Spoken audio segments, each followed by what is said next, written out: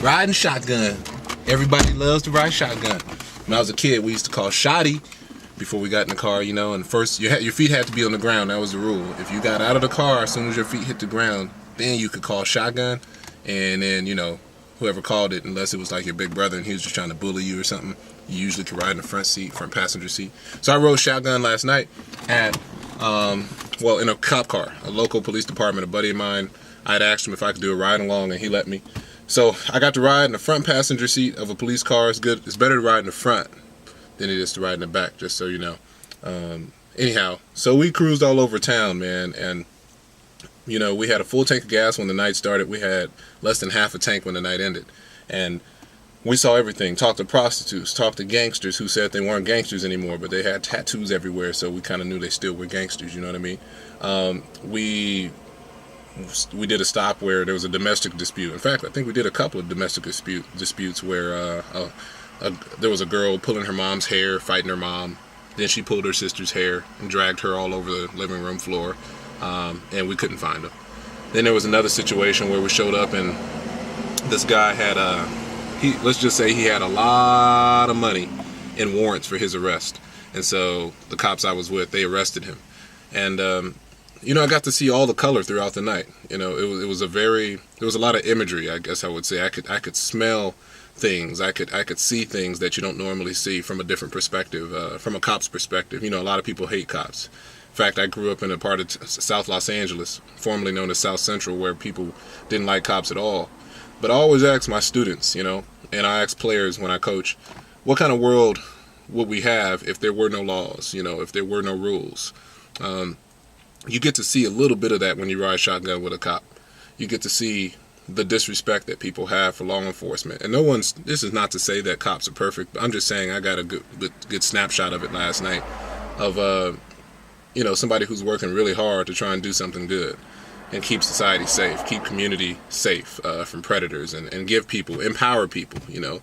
It's, you know, what's a trip is to show up to a situation on a call, and the people called you for your help because they called the police, and you get there, and the person that's causing the problems, when you say, well, do you want us to arrest them? They say no. Makes no sense to me. But that's besides the point. I think the main thing I want to convey in the 6-man lesson for today is this, is that I think the shotgun is a metaphor. When you ride in the front passenger seat, I think life is shotgun. I don't think you're the driver, because there's so much you can't control in this world. How can you be the driver? The driver gets to decide how fast, where they're going, and all of that stuff. It's kind of hot. You know, we're not driving. I'm actually just sitting in the garage. But anyway, you're not the driver. In life, you more often than not just have to respond to situations. I mean, sure, you can go get an education, maybe, you know, if you can find a way to afford it. But you really can't do anything beyond that in the way of controlling your life. You riding shotgun, you get to observe. You get to take it in, so to speak. You get to absorb. Guess who the driver is?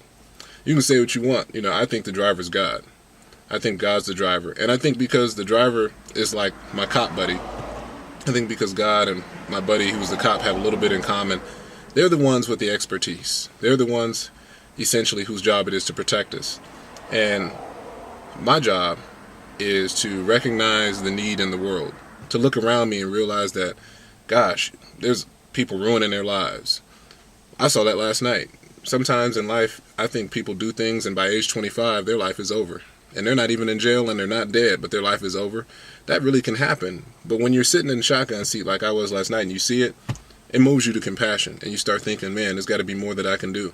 Hey, if you're an athlete, you're a basketball player, or you run track, or you're getting ready for football season this year, you need to keep that in mind. There's more to this life because we are riding shotgun. You know what I mean? You get to observe. And not only that, you know, in the old Westerners on TV, the Western shows and stuff where they had cowboys and the dudes in the stagecoach, that's where kind of shotgun came from. The guy to the left of the stagecoach driver, he had a shotgun. And you know what his job was? To regulate. You know, anybody who tried to rob the stagecoach transport, they got it. You know, they were supposed to get it. So when you're riding shotgun, you're not just observing, you're actually a protector. You're supposed to be the eyes and ears.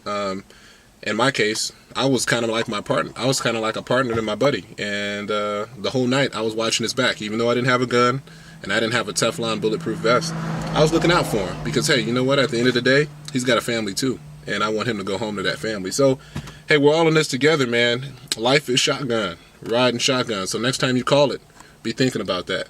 And next time you call it, be ready to do what the dude riding shotgun is supposed to do. I'm done talking to you.